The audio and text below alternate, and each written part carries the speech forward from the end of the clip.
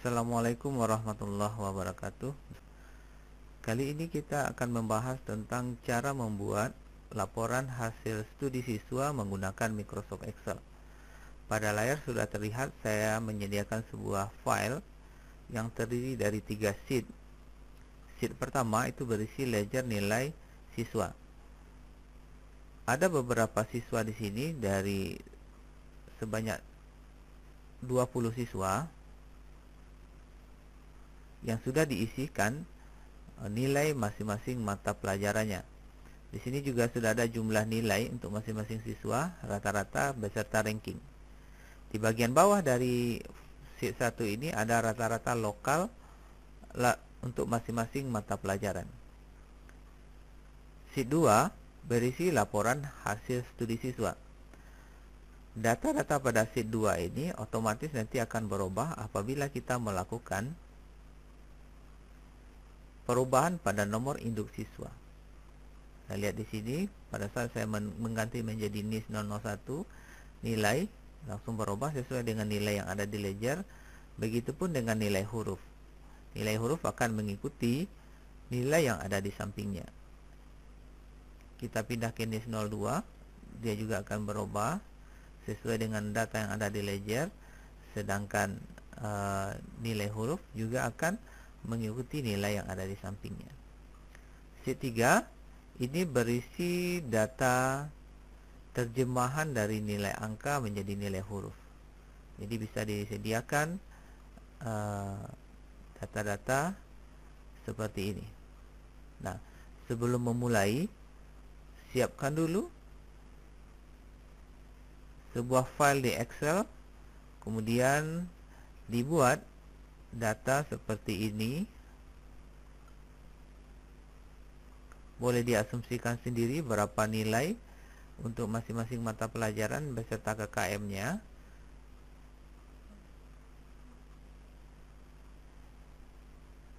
Setelah ini disediakan, buat juga pada sheet 2 tampilan seperti ini, kurang lebih seperti ini. Berisi, yang penting di sini ada tabelnya. Ada tulisan nomor induk siswa, nama, kemudian nomor mata pelajaran, nilai huruf, dan KKM. Pada sheet 3 sediakan juga data yang pada kolom A berisi itu angka 50 sampai 100, sedangkan kolom B berisi terjemahan dari angka yang ada di sampingnya. Jika sudah selesai, kita mulai membuat latihan ini. Kita lanjutkan lagi tutorialnya. Pada sheet 1 yang sudah disediakan, langkah pertama yang harus kita lakukan adalah kita menghitung jumlah nilai dari masing-masing siswa. Pada sel P7, ketikkan rumus berikut ini sama dengan sum, buka kurung, kemudian blok, satu baris dari kolom D sampai kolom O, tutup kurung, enter. Kita mendapatkan jumlah nilai untuk siswa nomor 1. Kita tinggal tarik fill handle pada sel ini ke bawah. Oke. Berikutnya kita mencari nilai rata-rata. Nah, dari nilai rata-rata sama caranya dengan mencari jumlah nilai tadi, ketika rumusnya sama dengan Average, buka kurung, blok dari satu baris dari kolom D sampai kolom O, tutup kurung, dan enter.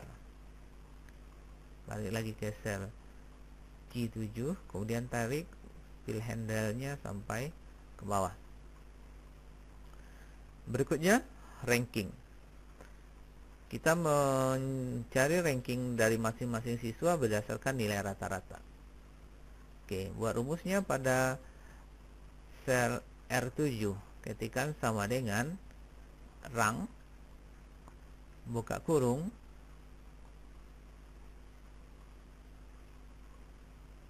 klik key 7, koma, kemudian sorot semua data rata-rata sebagai referensi pembanding, kemudian absolutkan dengan menekan tombol F4 pada keyboard,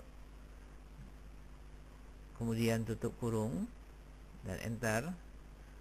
Kita dapatkan ranking 20 untuk siswa 1. Kemudian kita tarik ke bawah sehingga didapatkan ranking dari semua siswa. Langkah berikutnya, kita menghitung rata-rata lokal untuk masing-masing mata pelajaran. Kita berada di sel D27. Ketika rumusnya sama dengan Alvera G, oke, kurung, tarik dari baris 7 satu kolom sampai baris 26, D7 sampai D26, tutup kurung, kemudian enter. Kita dapatkan rata-rata, kemudian kita tinggal tarik ke samping. Nah, sekarang kita sudah mengisi semua data, semua sel yang ada pada sheet 1. Kita lanjut pada sheet 2.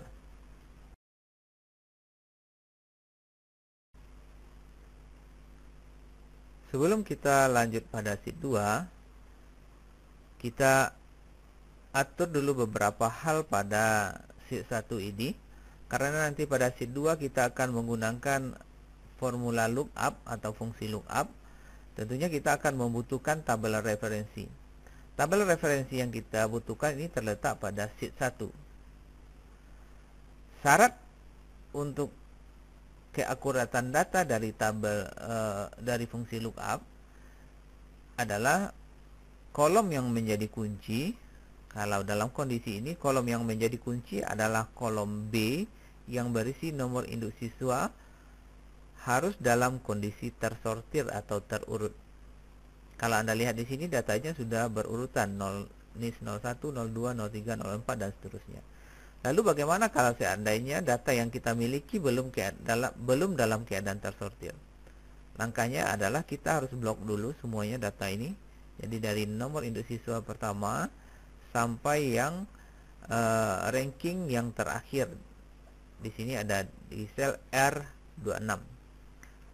Jadi ingat, jangan sampai ada sebagian. Kalau sebagian, nanti sebagian akan tersortir, sebagian lagi tidak, sehingga datanya jadi kacau. Jadi harus diblok semuanya di sini. Oke, setelah itu nih klik tab home. Di sini ada sort and filter. Bisa dipilih custom sort. Oke. Nah, di sini kita sort berdasarkan kolom. Kita menggunakan kolom B di sini. Jadi kolom B karena namanya NIS 01, di sini akan tertulis NIS 01. Tapi kalau seandainya kita tidak menggunakan header, di sini ada tanda checklistnya. Kalau dihilangkan tanda header ini, dihilangkan, otomatis yang dia panggil di sini adalah kolomnya, kolom B, C, D. Yang kita gunakan sebagai kunci sekarang adalah kolom B. Biasanya kunci itu adalah kolom yang terletak paling kiri. Pilih kolom B, kemudian OK kan. Sekarang kita sudah memiliki data yang tersortir. Kemudian untuk mempersingkat rumus kita atau memudahkan rumus kita, tabel referensi atau data yang saya blok dari B7 sampai ke R26 ini harus kita aliaskan supaya kita gampang membuat rumusnya nanti. Sekarang setelah dalam kondisi ini diblok, saya ulang lagi, dalam kondisi ini diblok, saya ganti B7 ini dengan nama aliasnya, saya ganti menjadi sumber. Ketik sumber, kemudian enter. Apa yang terjadi pada saat kita mengetik sumber di situ? Kalau kita lihat pada tab formula, di sini ada name manager. Name manager, kalau kita klik, di sini sudah terdaftar sebuah name manager dengan nama sumber dan value serta referensinya. Artinya nanti dengan cara memanggil sumber, dia sudah mengenali areal yang kita blok ini. Setelah ini baru kita bisa pindah ke sheet 2. Pada sheet 2 kita buatkan satu contoh Kita ketikkan satu contoh nomor induk siswa sebagai pembanding kita. Kita ketikkan di sini NIS strip 01. Kita jadikan ini sebagai data penguji kita untuk menghasilkan data-data pada sheet 2 ini. Kemudian karena ini juga akan kita panggil berulang-ulang kali nanti di sini sel C4 ini, ada bagusnya kita aliaskan juga.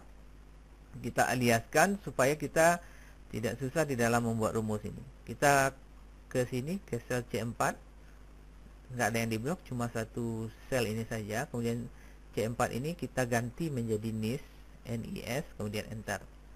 Kalau kita lihat di name manager nanti sudah ada dua NIS, kemudian sumber, karena kita sudah mengaliaskan dua buah data tadi. Close.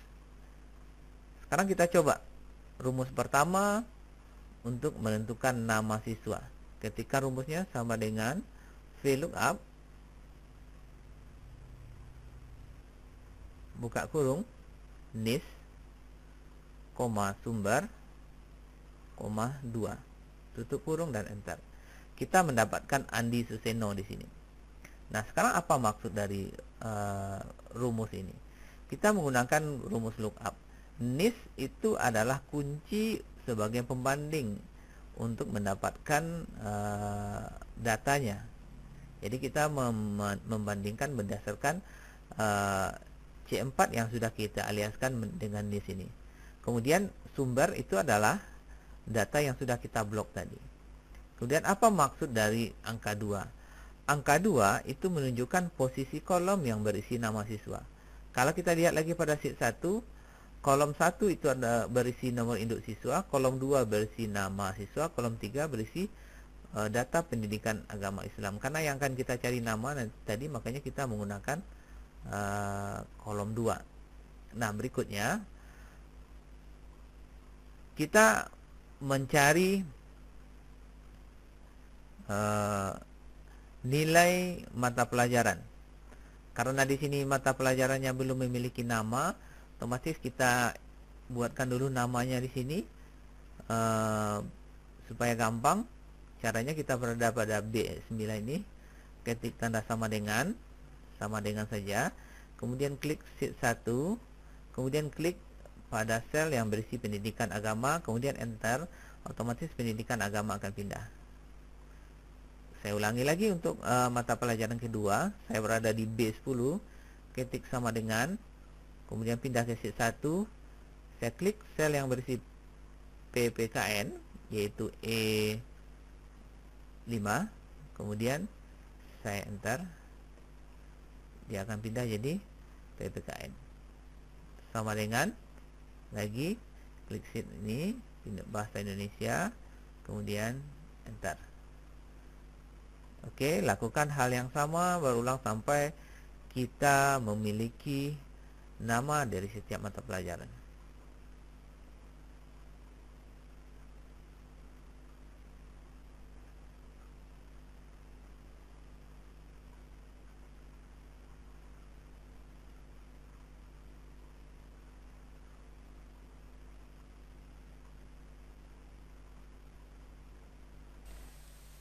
Sampai di sini dulu tutorial ini. Kita lanjutkan lagi pada sesi yang kedua.